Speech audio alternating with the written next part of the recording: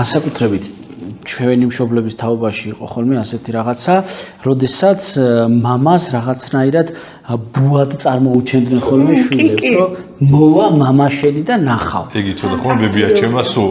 ხო, ანუ მე მგონი საქართველოში არ არსებობს ოჯახი, სადაც ერთხელ მაინც ეს სიტყვები არ თქმულა, ეს წინადადება არ თქმულა. კარგი და ცუდი პოლიციელი გაგიგიათ ასეთი თამაში. ეს თამაში არ არის გამოსაყენებელი ოჯახურ გარემოში.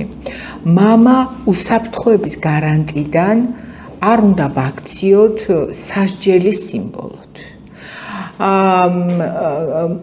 იცით რა არის ყველას ბავშვსაც და მოზარდსაც და ზრდასრულთასაც შეიძლება ცხოვრების გარკვეულ ეტაპზე რაღაც შეცდომები დაშვების მომენტები დაუდგეს. მინდა გითხრათ, რომ შეცდომა ბავშვთა ასაკში ეს შეცდომები გაცილებით უფრო პატარა მასშტაბისაა და ამიტომ მათი გადატეხვა ფაქტიურად მათ პიროვნების განადგურებას ნიშნავს.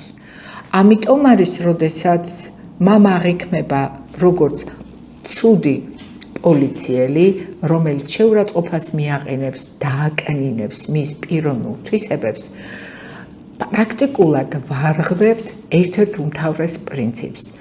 მამაც და დედაც, მშობელი, ოჯახი, ესაა უსაფრთხოების პირველი გარანტი. აი ამ პატარა არსებისთვის, რომელიც საბოლოო ჯამში ქცევებს აყარიბებს და მომავალში თვითონ რომ გაიგებს, რომ მამა არის დამსჯელი, ბოროტი და ასე შემდეგ, მასთან კარგი ურთიერთობა ვერაფრით ჩამოუყალიბდება. არც დედა, არც ოჯახის რომელიმე ისეთი წევრი პირიქით არ უნდა წარმოვაჩინოთ როგორც დასჯის და ინსტრუმენტი, ან როგორც სიმბოლო, სასჯელის სიმბოლო, პირიქით უნდა ვეცადოთ, რომ გავუგოთ, რატომ მოხდა და აუხსნათ რა არის პრობლემა.